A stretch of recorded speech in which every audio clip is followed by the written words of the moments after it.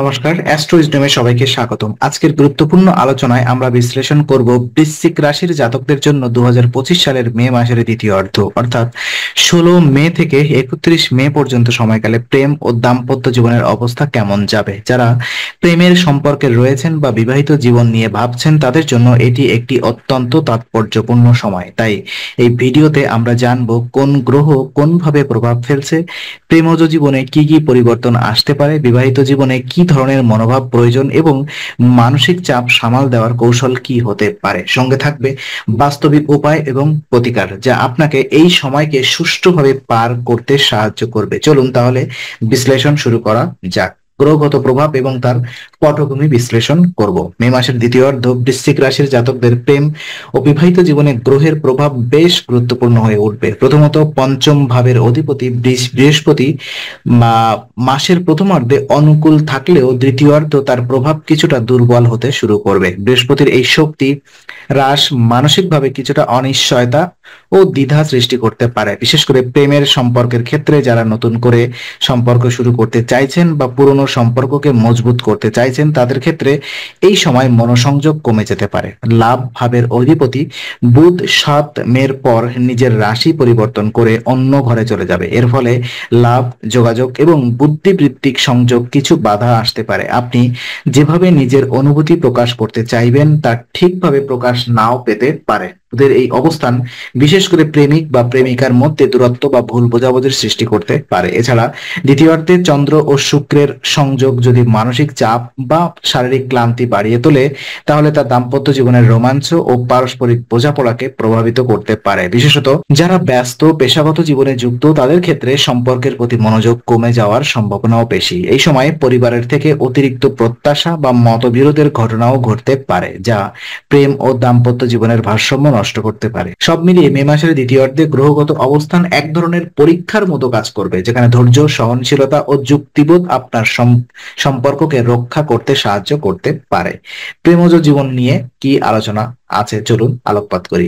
তো মে মাসের দ্বিতীয় অর্ধে বৃশ্চিক রাশির জাতকদের প্রেমজ জীবন কিছুটা পরীক্ষার মুখে পড়তে পারে। এই সময় সম্পর্ক টিকিয়ে রাখতে গেলে আপনাকে হতে হবে অধিক সহনশীল ও ধৈর্যশীল। প্রথমার্ধের তুলনায় দ্বিতীয়ার্ধ মানসিকভাবে কিছুটা ক্লান্তি, হতাশা বা দোটানা তৈরি হতে পারে। অনেক সময় ছোট ছোট ভুল বোঝাবুঝি সম্পর্ককে অপ্রয়োজনে জটিল করে তোলে। তাই আপনাকে খেয়াল রাখতে হবে যে যেন এ ধরনের অবস্থা না তৈরি হয়। যারা প্রেম করছেন তাদের মধ্যে সন্দেহ বা নিরাপত্তাহীনতা তৈরি হতে পারে, বিশেষ করে যদি পূর্বে কোনো ভুল বোঝাবুঝি বা সম্পর্কের টানাপোড়েন থেকে থাকে তাহলে তা আবার মাথাচাড়া দিতে পারে।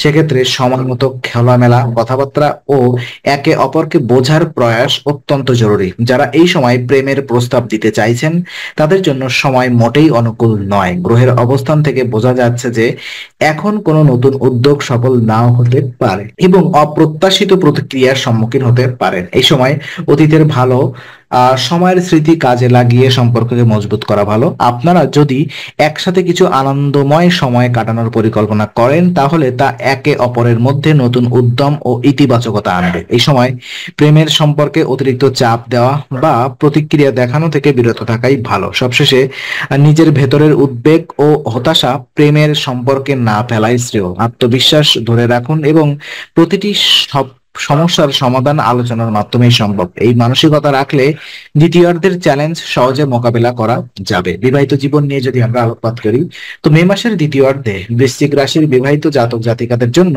সময়টা তুলনামূলকভাবে একটু বেশি সংবেদনশীল ও মনোযোগ দাবি করে। শনি ও মঙ্গল এই সময় দাম্পত্য জীবনের উপরে বিরূপ প্রভাব ফেলতে পারে, যার কারণে দাম্পত্য সম্পর্কে দূরত্ব, ভুল বোঝাবুঝি এবং মানসিক চাপ বাড়তে পারে। বিশেষত কর্মব্যস্ততা, পারিবারিক দায়িত্ব এবং ব্যক্তিগত স্বাস্থ্য সমস্যা এই তিনটি বিষয় একত্রে বিবাহিত জীবনে চাপ বাড়িয়ে তুলতে পারে। আপনার জীবন সঙ্গীর সঙ্গে সময় কাটানো অনেকটাই কমে যেতে পারে, যার ফলে স্নেহ, শ্রদ্ধা এবং বোঝাপড়ার অভাব দেখা দিতে পারে। কথাবার্তায় গঠনমূলক মনোভাব না থাকলে সম্পর্ক ক্ষতিগ্রস্ত হতে পারে। আপনার থেকে বা আপনার সঙ্গীর তরফ থেকেও অপ্রয়োজনীয় অভিযোগ বা রাগের প্রকাশ দাম্পত্যে অস্থিরতা তৈরি করতে পারে। তবে এই সময় সম্পর্ক রক্ষা করতে হলে দরকার সহানুভূতিশীল মনোভাব, ছোট বিষয়ে বিতর্ক না বাড়ানো এবং একজন অপরজনের প্রতি বাস্তবসম্মত দৃষ্টিভঙ্গি রাখা। সংসারে যদি কোনো বড় সিদ্ধান্ত নিতে হয় তা এই সময় এড়িয়ে যাওয়াই ভালো, বিশেষ করে সম্পত্তি, সন্তান, অর্থ বা পরিবারকে ঘিরে যে কোনো সিদ্ধান্ত নিতে হলে মাসের শেষ অংশটা অপেক্ষা করে নেওয়া ভালো হবে। সন্ধ্যার কিছু সময় একান্তে কাটানো, সামান্য উপহার বা একটি ভালো কথা ও সম্পর্ককে অনেকটাই সহজ এবং সুস্থ রাখে। বিবাহিত জীবনে অশান্তি কমাতে পরিবারের বয়োজ্যেষ্ঠদের পরামর্শ গ্রহণ করা বা তাদের সঙ্গে সময় কাটানো ইতিবাচক হতে পারে। পরিবার এবং মানসিক চাপ সংক্রান্তীয় কি আলোকপাত করি তথ্য রয়েছে। তো এই সময় একটি গুরুত্বপূর্ণ বিষয় হলো পরিবার থেকে প্রাপ্ত চাপ এবং মানসিক ভারসাম্য।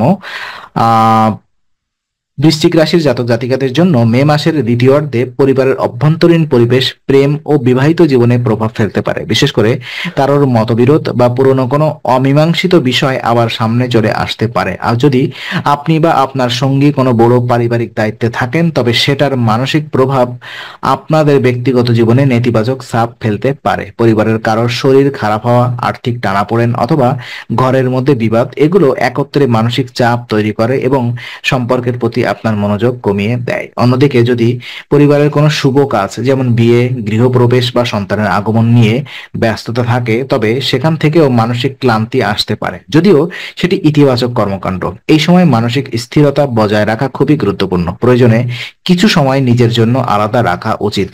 মনোবিজ্ঞান বলছে পরিবার এবং মানসিক চাপের ভারসাম্য যদি ঠিক রাখা না যায়, তবে তা সরাসরি দাম্পত্যে প্রভাব ফেলে। তাই পরিবারের সঙ্গে খোলামেলা যোগাযোগ, দায়িত্ব ভাগ করে নেওয়া এবং অতিরিক্ত আবেগে প্রতিক্রিয়া না দেখানো উচিত। নিয়মিত ধ্যান, সঙ্গীত বা বই পড়া অথবা প্রার্থনার মাধ্যমে মানসিক ভারসাম্য রক্ষা করা যেতে পারে। চ্যালেঞ্জ এবং কিছু করণীয় সিদ্ধান্ত আমি আপনাদেরকে দিতে চাই।